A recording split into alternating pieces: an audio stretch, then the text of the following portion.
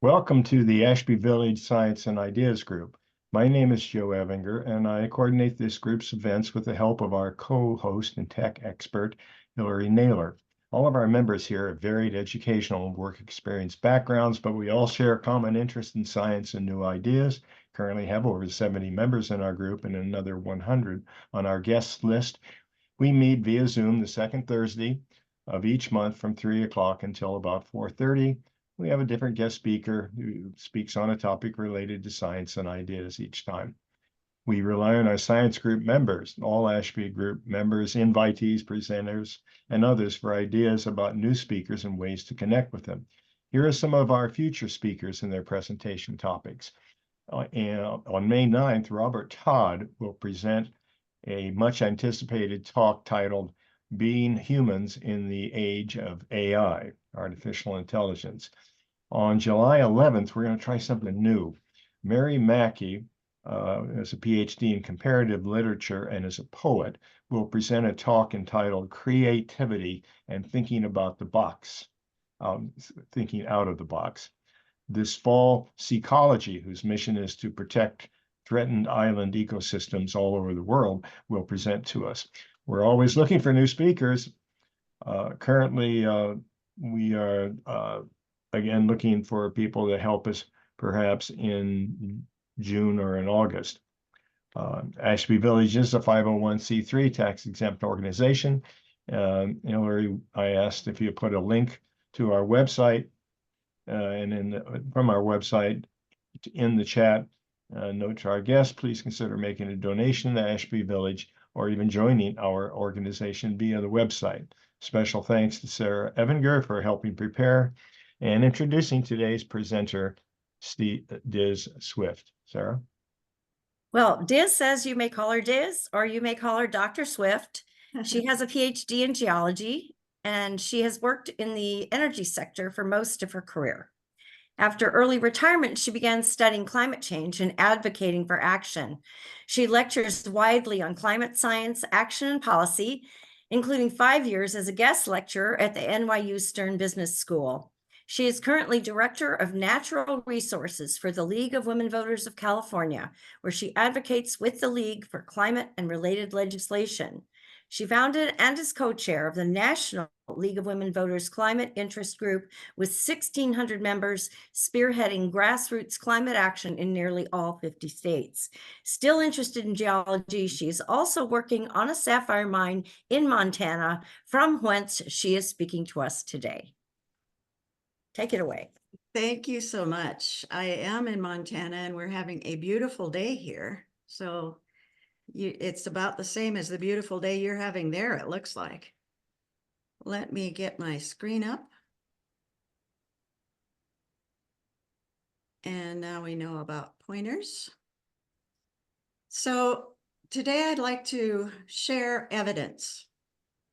Evidence, not models, but evidence of climate change, and talk about possible tipping points. They're possible, more and more likely. First of all, it is getting warmer. Data from pre-industrial, early industrial age to present, this is 2022, but it just continues up. It continues to increase. Summers are getting warmer. In fact, they're getting hotter. I think this, to me, is a very telling diagram that what was hot in the 50s to the 80s, when many of us were younger, now is extremely hot. And this tail is continuing to go out. So extremely hot, human bodies cannot handle real high heat. And so that actually is a huge health threat. We, in last August, were at 1.5 degrees warmer than the pre-industrial level, right up to here. And we will be trending toward 1.5 degrees by December 2034. Some data shows that this will be even sooner, but we're just charging ahead to get to that point. So 10 more years at best before we're at 1.5. We talk about greenhouse gases. All greenhouse gases aren't alike. I wanted to share this table with you to look at the principal greenhouse gases, which are carbon dioxide, methane, and nitrous oxide, as well as these that are called high global warming potential greenhouse gases, showing how long they're in the atmosphere. Global warming potential is all compared to CO2. So if CO2 is 1, methane is 21 to actually 80 times more potent, depending on the life, how long it's in the atmosphere. Nitrous oxide, 310 times more potent. And then you get into these guys, which are really quite scary, in the atmosphere well past human lifetimes, and some of them incredibly powerful. Whoops, wrong way around. 3,200 years in the atmosphere and incredibly powerful. We'll talk a little bit more about each of these. All of these are increasing. Perfluorocarbons are not, which is one good thing, but sulfur hexafluoride, which is this nasty critter, is also increasing. These are plots of carbon dioxide, methane, and nitrous oxide. Can you see a slowing? Any flattening of these curves? No. There's absolutely no, if anything, it's becoming more asymptotic. So we're not slowing this down at all. Sulfur hexafluoride, which is the nasty critter in the atmosphere for 3,200 years and a very, very high global warming potential, also is increasing. This is used in grid for transmitters, transmission lines. I'm not exactly sure how, but one of the reasons that this is increasing is much of the undeveloped world is becoming developed and in using this as they build out their grids. So this will probably continue to go up. In a geologic sense, I am a geologist. This is not a big deal. We've seen hot temperatures before, and we've seen cold temperatures before. We've seen extinctions. We've seen many things. But in the last 60 million years, and this curve showing 80 million years, we really haven't been that much hotter than we're predicting now. This is the Paleocene-Eocene thermal maximum that I'll talk about next. About 56 million years ago, carbon dioxide was at 1,000 ppm, 4 to 8 degrees Celsius warmer globally. There were no glaciers. Sea level was much higher, 250 to 300 feet higher. And the temperature of the Arctic Ocean was about 70 degrees Fahrenheit. Nice balmy stuff.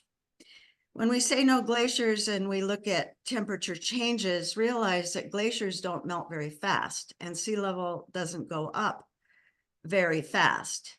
So we're talking about decades to centuries to get rid of the enormous ice sheets in Antarctica and Greenland, but sea level rise is inexorably increasing. This is a projection from 2013. I don't know how valid it is anymore, but it's from MIT, which I have high respect for. And their modeling then showed that we're on track to get to 1,000 ppm, which is the same as the Paleocene-Eocene thermal maximum by the end of the century.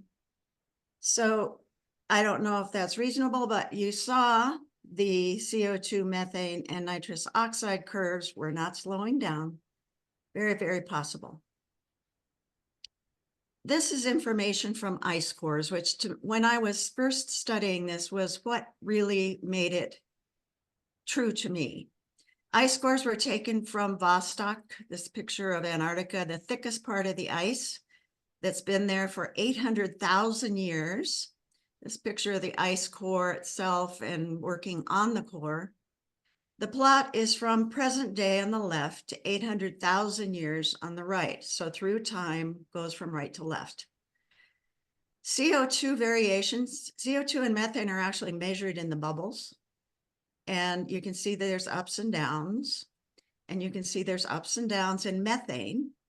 This goes up to 300 parts per million CO2, 800 parts per billion. And that's important for the next slide. And we'll talk more about that.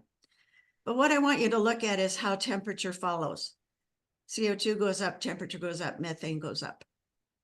everywhere. The same troughs, they correlate. CO2 and methane both are causing these temperature increases.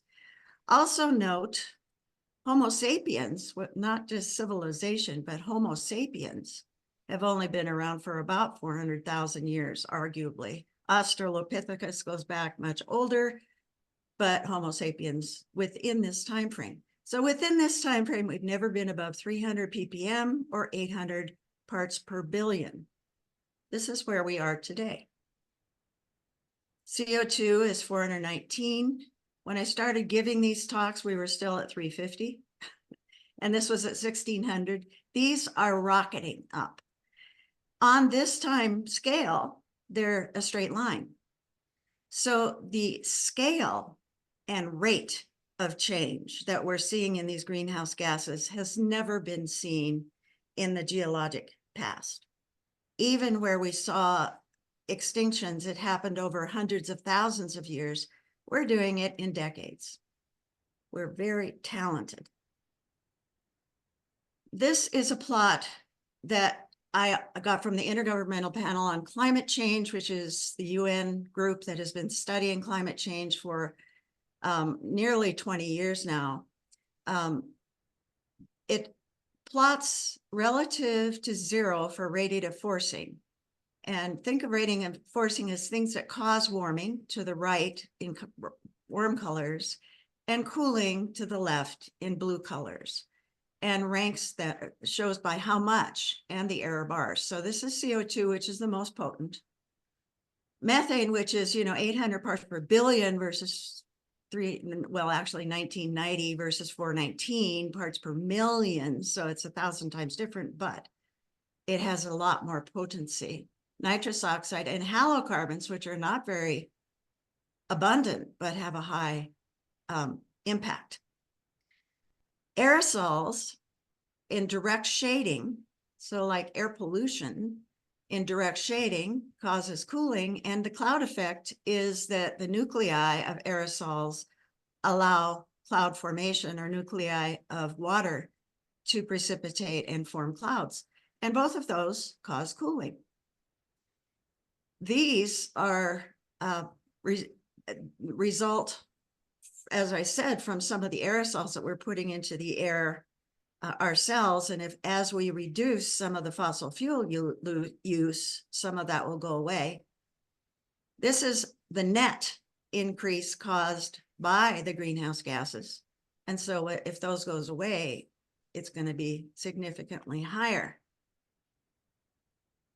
The cause of CO2, really CO2, methane to some extent, but CO2 primarily, is fossil fuel use. This shows US energy consumption, and orange is global energy consumption. And the little blue dotted line is temperature. There are many, many points of evidence that show that fossil fuels are the reason, and why it's so hard to get away from fossil fuels, especially liquid hydrocarbons, is because they are what we need for liquid transportation fuels. This is a photograph, kind of blurry, but it's magnificent, I think, of a 9-day, 60-mile traffic jam in 2010 in China. There is an insatiable thirst for them, liquid transportation fuels, and it's very difficult to pull away from that. So is it human caused? We just looked at this. These are all human caused. By golly, I guess it is. We also have measurements of carbon-14. You've probably heard of carbon-14 dates, frequently used in archaeology. Carbon-14 decays to zero in 100,000 years. These data show that carbon-14 is declining with time, which means the CO2 in the atmosphere is coming from something older than 100,000 years, which are fossil fuels. The evidence is overwhelming of the warming, and it's all around us. Ocean temperatures near the surface are rising. A little deeper, they're also rising, and even at very deep, over 6,500 feet, we're seeing increases in temperature. And a quote from NOAA, which I found astonishing, more than 90% of the warming that we've seen over the past 50 years has occurred in the oceans, so it's pulling in the heat. These are temperature data. The last was heat measurement. This is temperature measurement of the North Atlantic. Look at how anomalous 2023 was. I don't have the complete data, but this is incredibly anomalous. Florida Keys, the blue colors are older data. The warmer colors are newer data. So it's getting warmer with time. This is 2023, again, very anomalous. Manatee Bay buoy in the Florida Keys, in July, had a surface sea temperature of 100 degrees Fahrenheit. We're seeing ice loss from both the major ice sheets. Antarctica shown to scale to Greenland. Most of the mass loss is from Greenland, 271 gigatons versus 147. And most of the Antarctic ice loss is in the Amundsen Sea area, which we'll look at next. These are floating ice, which are also accelerating, but they are floating ice, so they don't increase sea level rise. These are land ice that do increase sea level rise. That's the Amundsen Sea area. This is Pine Island Glacier and the Thwaites Glacier. Pine Island is about 60 kilometers across, and it flowed out into the ocean and was basically frozen to the bottom, but it has become ungrounded. So warm seawater is now moving up underneath the glacier. And according to Rignol, who is a very respected glaciologist, I've been reading Rignol for literally 40 years, but he's very respected, has described this as unstoppable. And these glaciers alone, right here in the Amundsen Sea, could raise sea level by 1.2 meters. And so we're looking, that might be near-term sea level rise. Whereas the major ice sheets will take a long time. This might be sooner than we expected before. We're seeing most of the warming in the Arctic. These pictures, the colors, of course, are cold or cool colors, and warm is warm colors, up until, in this case, 2012, but it has continued. And we're seeing significantly much more warming in the Arctic. That's a problem. This shows sea ice extent in 2012 versus the median, and the March maximum declining, September minimum declining. That has continued. We're continuing to see loss of sea ice. Because the sea ice is white, there's bright albedo, reflects the sun. As there's pooling and disappearance of the sea ice, pooling of water on the surface, that's a dark color, which causes more and more heat and melting. The other big problem with the Arctic getting warmer is the permafrost. The permafrost hosts something called methane hydrates, the clathrate structure. It's shown here. It's a cage of water molecules shown in red and white, which capture, in this case, a methane molecule in the center. When that ice melts, the cage, the methane is released. And this is a picture of burning ice from the USGS. This is in the permafrost. You perhaps have seen stories of explosions in the Siberian permafrost. That's from methane being released. It's being held until it's ignited and then explodes. Permafrost is a problem. This is looking straight down on the North Pole, Russia, US, and Canada. Purple is the area of permafrost, which underlies 8.8 million square miles. And release of carbon from the permafrost alone could reach 190 billion tons, which is equivalent to 3 degrees Celsius just from the permafrost. 2,200, yeah, it's a ways away, but it's unstoppable. Once it starts to get melting, the more it melts, the more methane is released, the more the atmosphere warms, the more methane is released, the more the atmosphere warms. This is one of the tipping points. As we see changes with global warming, There are many things that happen. We know about changing weather patterns, the drought, stronger storms, and so forth. Also agricultural disruption, which has not been studied very well. Migrations, all life conditions are modified, all plants and animals, everything is changing, sometimes a lot, sometimes a little, but it's changing everywhere for all life. Sea level rise, as I said, is different in different places because sometimes you have subsidence of land as well, or rise of land as well. So sea level rise is not like a bathtub across everything equally. Extinctions, loss of biodiversity, and this is very important for many things, not least of all medicine. Affects our economy. Everything here affects the economy and the defense threat multiplier. Let's look at each of these in a little more detail. Changing weather patterns in the Bay Area, we see the atmospheric rivers coming in. I really enjoy them, but they do have dramatic changes, like the lake that was, I can't remember, Tulare Lake, is that what it was called, in the Central Valley last year, that just suddenly reappeared. Drought, floods, wildfires. Agricultural disruption. We know there's a change in growing seasons. I have family who are farmers, and it's hard to keep track of the changes in the growing season. They're trying to keep up, but it's not, as you know, weather is not on a linear scale. So it's this year that, and the other year another thing. And so change in weather patterns, when does it rain, drought and flooding, all of these affect agriculture. These are a couple of quotes I thought were useful. The risk of synchronized low yields. In other words, low yields across large areas are underestimated, and the world is likely to face major disruption in food supplies well before 1.5 C, and we looked at 1.5 C by 2034 or sooner. So we're looking at that soon. As I said, this is not very well studied. It is certainly getting a lot of attention now.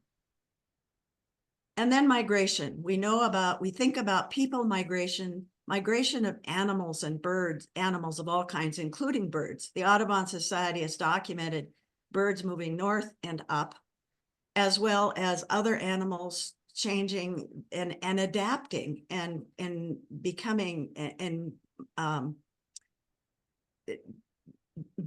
different, having different capacities for heat and so forth. But humans with heat waves, at some point, you just can't live there. Drought, heavy precipitation, flooding, agricultural disruption, a big one, which affects economies too, and affects whether or not you can live somewhere. Stronger storms generally, sea levels and the thawing permafrost, that one doesn't really cause migrations in a huge sense, but it does matter to the people who live on the permafrost and their houses are falling in. This kind of human migration causes political unrest. Population at risk, these kind of oversimplified models, I want to stress they're oversimplified. You can see that there's population here in all of these areas of this amount. It gives you an idea of where we're going to see sea level rise in the US, but as you know, people don't necessarily pick up and leave when the sea level rises. We try to modify with every kind of thing. We have wetlands, storm surge protection, and so forth. But it shows that there is a large part of the population, including in our own Bay Area, that has some risk. Biodiversity is one that is quite startling.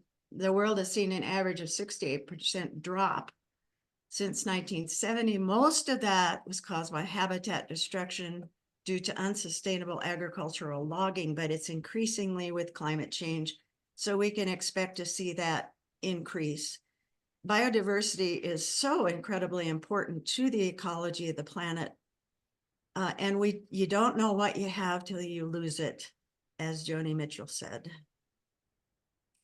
Economic impact. Now their insurance companies in California are calling it the California insurance crisis.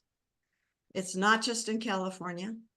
My neighbors have AAA, and they just had their insurance canceled. In 2022, State Farm and Allstate announced they won't write any new proposals, and these said they would not renew. And as I said, this year, 2024, my neighbors did not get theirs renewed, so it's getting more and more stringent in California. The state is looking at how we can do insurance for areas that can't get otherwise insured, like earthquake insurance for some areas, but that's a long way out. And on the Atlantic seaboard, rising seas threaten the 30-year mortgage. If you can't get insurance, you can't get mortgage. And all of these areas won't cover hurricane damage. So insurance, of course, is critical for home ownership, home prices, and so forth. So it has an economic impact. Insurance companies, by the way, have been looking at this risk for a couple of decades and recognizing it's coming up. So they're trying to figure out how to weather the storm. Sorry, I couldn't resist saying that. So we're looking at changing weather patterns, all of these things happening together. And then we have the tipping points.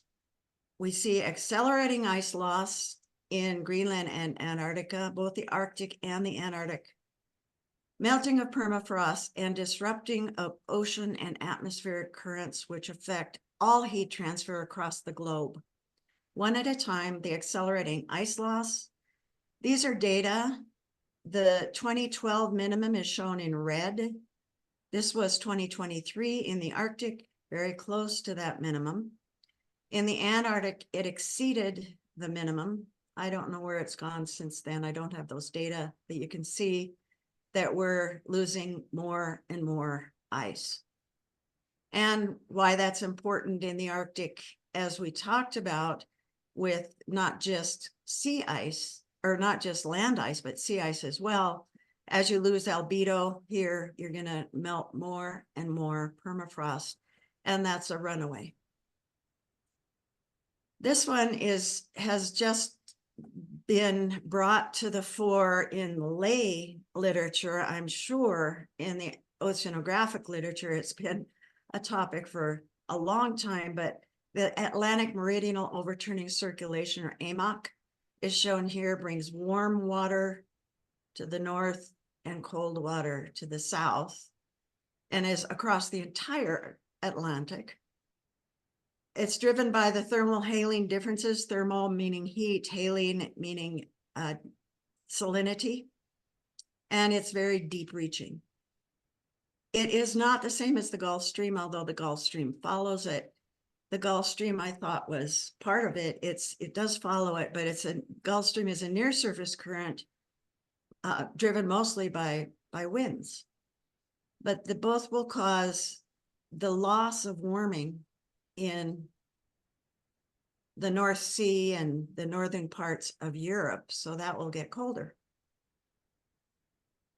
And this was a sort of a landmark Nature Communication article by Dietlessen and Dietlessen in 2023, where they predict with high confidence that what they call the tipping, or the change, or the loss, or the slowing at least of the AMOC, is within this century. And these are data that are modeling from the IPCC, showing with the high warming models, you get a cold blob here south of Greenland with all of the melting from the Greenland ice sheet. In the less dramatic, you get a smaller blob, but even though that looks smaller, it's a huge destabilizing effect on climate. So that's happening and whether it's a big problem or an enormous problem, we'll have to wait and see. So what do we do? What are the obstacles? Money. But all of the data show the longer we wait, the worse it will be. And it will cost more and more the longer we wait. So yes, it costs money now, but it'll cost more later. And some of these effects become unstoppable. Politics, we know it's in politics. We'll talk about that in a bit. Fossil fuel dominance We need to move away from fossil fuels, but you can't do that instantly. All of the fossil fuel companies that I know, well, and pretty much certainly all the majors, are looking at how they do the energy transition. Societal norms. We love our stuff, especially Americans. We love our stuff. We have to have new gold shoes or whatever they are. Consumerism is high, so we use a huge amount of energy just in consumerism. And developing countries want developed standards. And we can't say no, of course. And population, we're at 8 billion people and rising. About 250 million people more a day is the rate of population growth. That's the elephant in the room. Population of Montana is about 1 million people, so you gain the population of Montana in less than a week. It's in politics. These are data from the Pew Research Institute taken in 2022. I don't know what the data show now, but these are Democrats. About 78% view climate change as a major threat. 54% of all US adults, about 23% of Republicans. And many of them are rational, and they say true confessions. I am a Republican. But moving away from fossil fuels will hurt the economy, and there is a real concern about that, which is reasonable, but it's a false comparison. These are data from California. We've been doing this for a while. This is our GDP growth up to 2020 from 2000. Our population has increased. We're 39 million now. Emissions have gone down. Emissions per capita have gone down, and emissions per GDP have gone down. So we're not hurting the economy, but we are reducing emissions. So we need to recognize that we have to change. The longer we wait, the worse it will be. This often people will say, what is the cost? Well, extreme weather events are costly. This is 1.3, this is in billions of dollars, so $1.3 trillion and moving up, but that's still a very small part of the global GDP. So you say, well, you know, it's huge, but it's getting worse, but you know, we can handle it. But what is the true cost? What is the true cost? We're not measuring agricultural disruption there. We're not measuring migrations or human costs there. We're not measuring the loss of biodiversity or many of the results of changing the ecosystem itself. We're changing the economy, and as I said, it's a defense threat multiplier. So what is the real cost? It's not just weather patterns. It's not just storms. It's not just wildfires. This is very, very costly. And the longer we wait, the higher the cost. It's all interconnected. Weather affects agriculture, what affects migration, et cetera, et cetera. It's all interconnected. How do you measure it? Very difficult. But we know, we can tell that there is a very large threat, and to ignore it is really folly. So what do we do? In my views, this is what I see as some of the key things to do in the United States, at least: get climate action out of politics. Whether you're a Republican or a Democrat, and you have a 120-degree summer day, you're both going to have a 120-degree summer day. We need to educate. There's a lot of misunderstanding. A lot of people will say, oh, I hear doom and gloom. You say it's so dramatically scary. Well, it actually is. And we need to educate people and get them used to the idea that we need to advocate and vote. We need to change. So we need to advocate for change, and we need to vote. As soon as the constituents voice that they want climate action, it will happen, and it won't happen until then. So advocating, educating, and voting in the US are absolutely critical. So thank you for your time, and I will be happy to answer questions.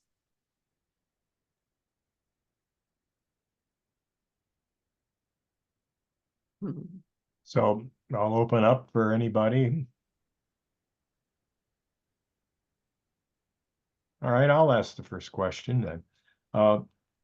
Electric vehicles. I read a lot about, of course, the savings in hydrocarbon usage, but a lot of materials like lithium go into it also. You have any opinion on is it worth getting an electric vehicle overall? I have an electric vehicle. And not that that means much, but fossil fuels are, and liquid transportation fuels are a major cause. EVs are not, there is no silver bullet. EV is part of it. That we need to do many different things, moving to electric on everything, buildings, transportation, or whether electric that's supplied by zero carbon resources is something we all need to do. But you're right. There's other things that required. It takes energy to make the steel. It takes energy to get the tires, to build the entire thing. Then you're left when it's no longer useful. What do you do with the battery? How do you recycle it? So EVs are not zero carbon by any stretch, but they do help in the reduction of fossil fuels for transportation. And I love this quote. I don't know the individual who said it, but it was a person from Scripps Institute that said, "We don't have a silver bullet, but we do have silver buckshot." So we need a whole host of things that have to happen. Thank you. Sandy has a question. My question is, what's the dropping of 2,000 pound bombs due to the climate? What is war doing to the climate? Is anybody doing any research on that? There are a lot of groups that are looking at the wars like Ukraine and Gaza and how it affects climate change. I don't know the answer to that. Relative to the overall GHG, meaning greenhouse gas increases that you saw on those graphs, war's not going to be a big hit. Yeah, it matters, but war is a tragedy on other scores. Audrey has her hand up. Oops, sorry. I should shut up. I'm letting you do this, right? Well, Jeff has his hand up. Yes, thank you. So you said the word, what do we do? You said three things: educate, advocate, vote. And I think that educate is a bit rose-colored glasses. I think that people who believe that climate change is a hoax, they have to be deprogrammed. So in other words, they I like to point out that lots of science said that up to 60% of anxious people, we're all anxious, up to 60% of anxious people are cured by placebo. So 60% of America believes in BS right off the top. So how do we deprogram? Does this make any sense? Sure. And deprogramming is a different level of education, if you will.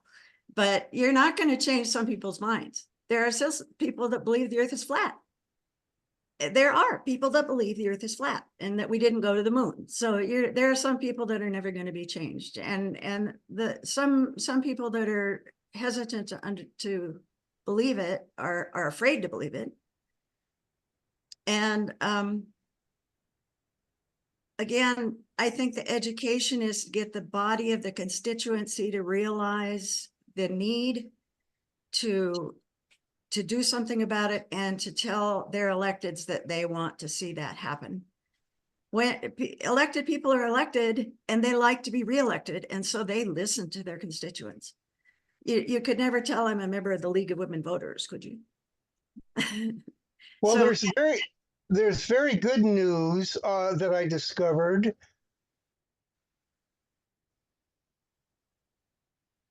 You froze. that of the world have made conspiracy.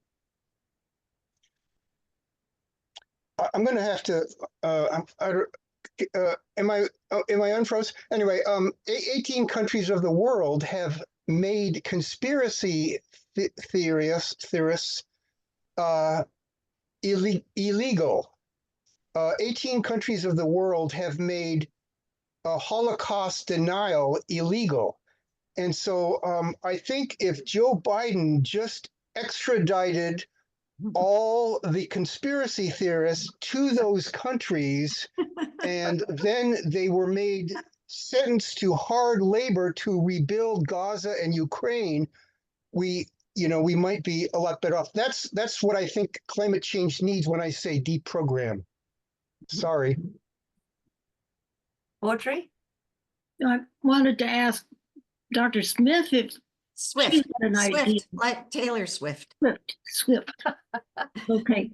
A plan, or if there is a plan for a national education program about this, how can we design a program that will educate the people we want to educate? There are hundreds of plans to educate. There are organizations that do nothing but climate change. The League is not one of them. We are a broad-based organization, and we look at more than just climate change. So we're looking specifically about good government and how climate change is going to impact democracy. And we do see that in society, which impacts democracy. But 350.org, the Nature Conservancy, I'm blanking, Environmental Defense Fund, many organizations have, and NOAA, NASA, MIT, there are all these organizations that have educational, they have websites, they have webinars, they have this and they have that. We're working on it. The more people we have hearing it and the more people we have communicating by word of mouth, the better off we're going to get. I mean, it's not like we're ignoring it. It's not like there's no education. There's a huge amount of education going on. It's just not enough. And I don't know about extradition to those 18 countries, but we definitely, it's the problem with climate change is until you see it in your own backyard, some people aren't going to believe it. We're seeing it in California more than other places, and more Californians are saying, holy cow, we need to do something. So bringing it to the attention of people and how does it affect them? There's a lot of information on how to communicate climate change. We have on our website, climate communication. You can't just say, hey, the world's ending and the Maldives are going to get flooded. Who cares about the Maldives? I want to know about the beetle kill in my trees, that kind of thing. So that has to be a local. There needs to be local education, and it needs to be brought. How does this affect you? And on our website, we have a lot of information on how it affects you locally and what you can do locally. Climate action plans. And we've reviewed climate action plans for municipalities from all over the US and come up with what are the most important things to include. And so we have a lot of information on the Legal Room Voters website for use. Thank you. Glad to hear that. Join the league. Oakland League is really a good league, by the way. I see Roger with his hand sort of up. Yeah, so I wanted to ask a question about California, because I feel pretty happy and proud that we can use all the electricity we want, because at least in Berkeley, it's all renewable. We don't burn fossil fuels to make our energy here. Your graphs seem to show that California was doing pretty well.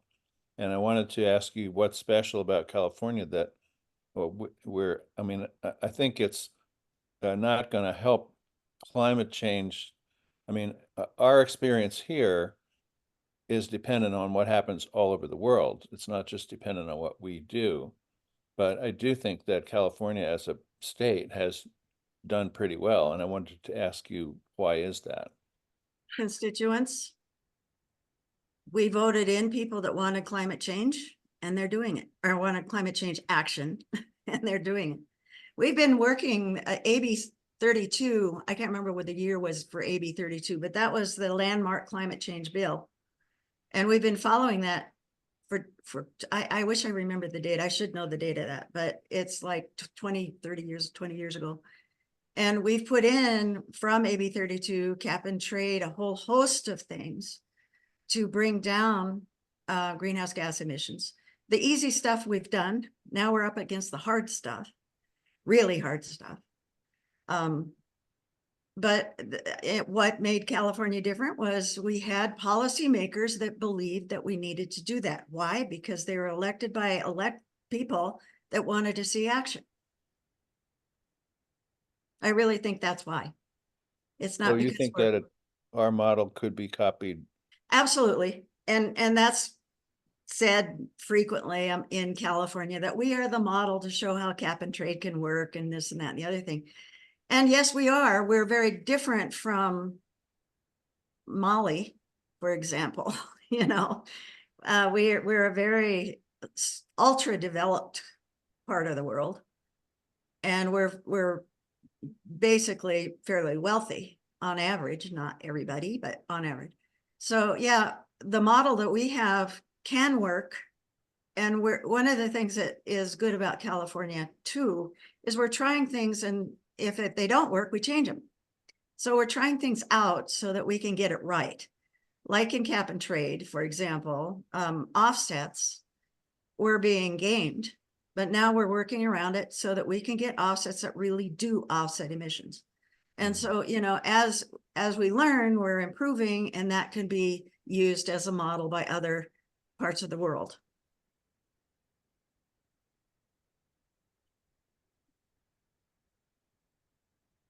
Audrey is waving her hand again. I'm looking for the hand raising thing. I couldn't find it either. Okay. What is blocking that? What are the issues that are blocking other states from adopting, you know, voting for people who want to help with climate change? Politics. Politics, but I mean, you mean just politics, parroting, oh, we can't get away from fossil fuels because it'll kill the economy, is the big thing that is said.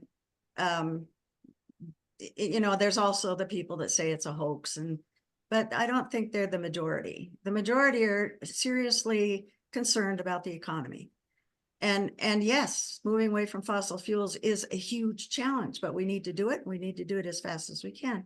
So I do think that I think that they're afraid to impact the economy in some cases, and they're being told that it will have a negative impact on the economy. We can't afford it. And our system of media, and now social media, that allows partial truths or untruths to be thrown out there. And if you live in a bubble, you believe the bubble. So if that's all you hear, then you think that's the truth. And so you can't possibly vote for somebody that wants to spend money. My goodness, we need to spend money on things that matter, like our infrastructure needs improvement, which is true. But the Inflation Reduction Act, by the way, I think was a landmark piece of legislation. It's the first thing that actually will make a change with climate change. I think that some people are afraid that it will affect their jobs. Yep, and it will. Perhaps there's a way that these people can be retrained or shown how they can profit from the change by simple retraining into a similar job, but just not. And if you're 30, that might make sense. If you're 50, you're not going to be retrained. But we're letting the tail wag the dog. if we were to support every single coal miner in the US, it would be tiny compared to the amount of damage that we're doing. So, you know, don't try to retrain them. I mean, if young guys, absolutely. Guys, by the way, is generic. I'm a guy. They can be retrained, but if you're a 50-year-old and they say, retrain me, I'm sorry. I've done this. I'm good at it. My parents did it, you know. We need to recognize that some jobs are going to be lost, and we need to protect those people. And not make that a card for the opposition for action, because it's not something we can't handle. We can. Thank you. Jeff, come back. Yeah, so if the problem of science denial was fixed, then the problem of climate change might get fixed, and a lot of other problems might get fixed. Have you ever heard anyone say anything like that? And Of course.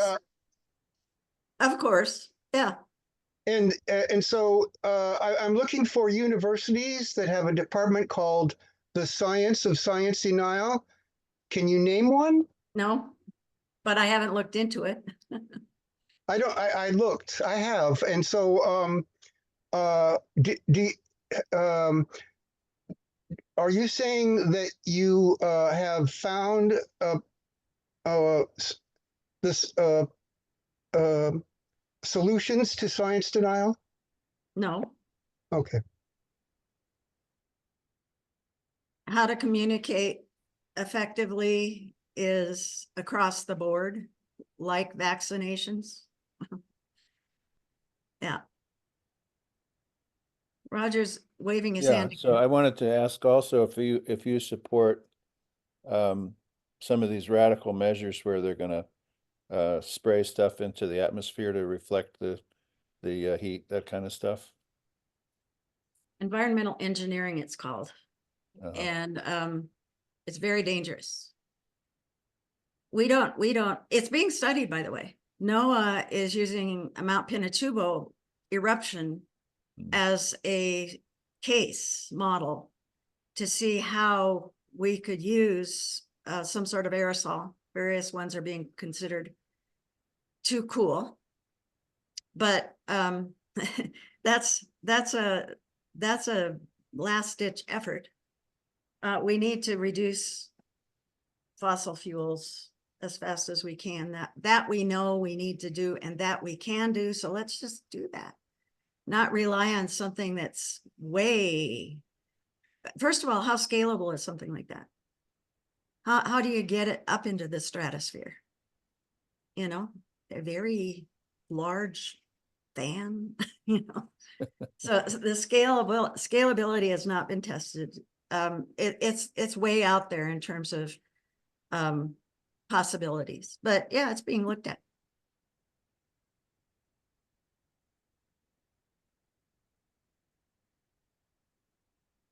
So I see Jeff has his hand up again.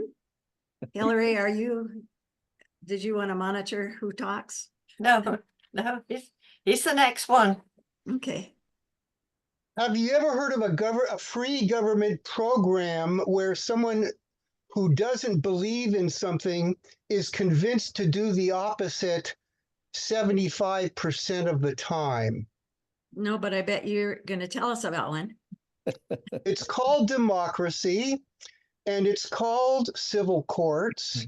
And in the Bay Area and in many urban California counties, mediation is free in courts, and it has a 75% success rate.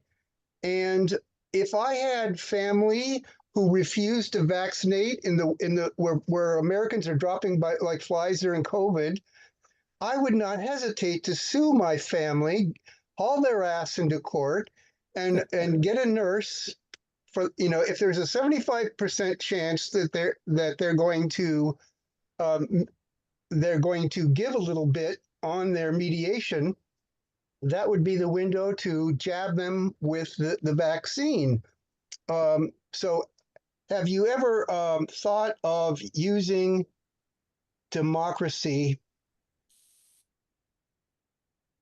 In civil litigation? No. Oh, no.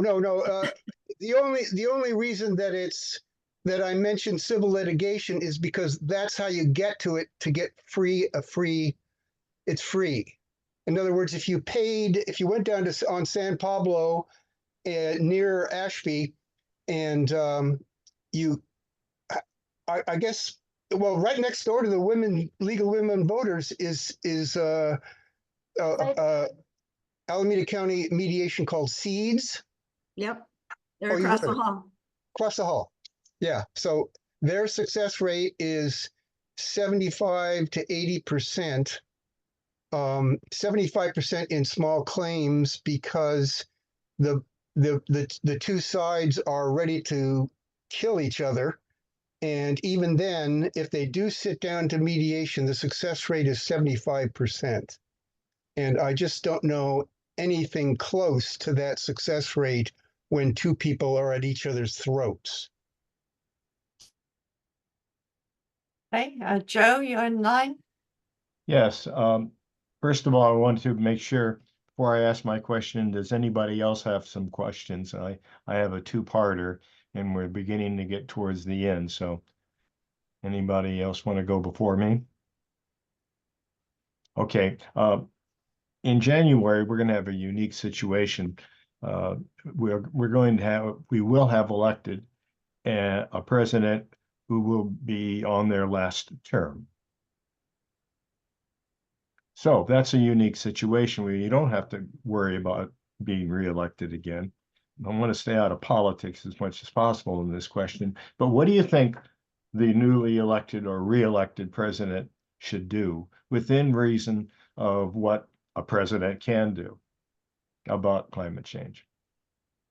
That is a super question. I think, as I said, the Inflation Reduction Act was a start. And an incredibly good start.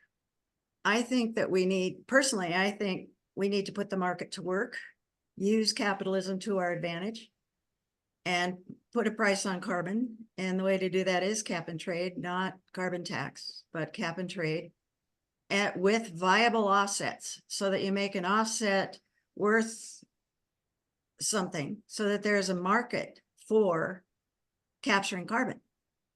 So that a forest is worth more alive than cut down. So use the market to our advantage instead of to our disadvantage, I think would make a huge rocket fuel advance in getting fossil fuels out.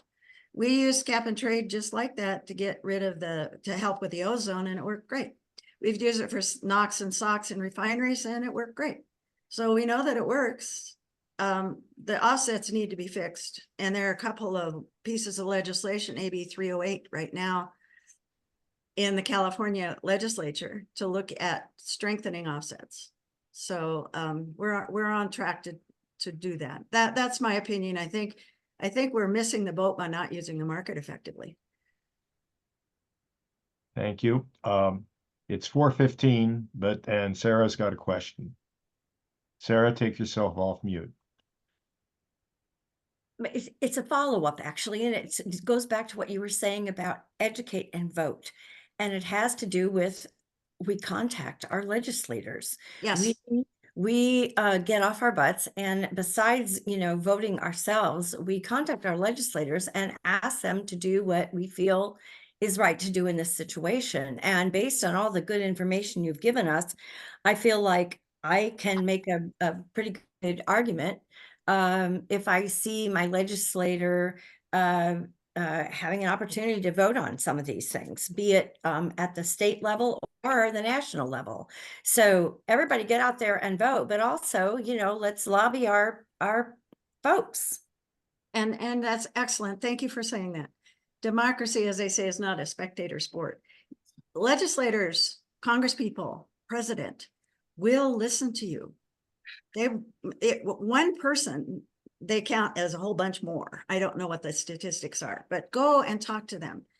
If you want to know what legislation you might want to support, the League of Women Voters I am the Natural Resources Director for the League in California, and we've reviewed 4,000 bills this year to figure out which ones have impact and are important to support. And it's on our website. When we write letters, why you need to support this. So we have, if you have a question, ask, but also do share and get involved in politics, not with your legislature, but with your city council. Every level. Thank you very much for that, Sarah. That's a super comment. Okay, as I said, we're approaching 4:15, which is roughly our normal cutoff. So anybody else who hasn't spoken yet have a last question before we thank Diz?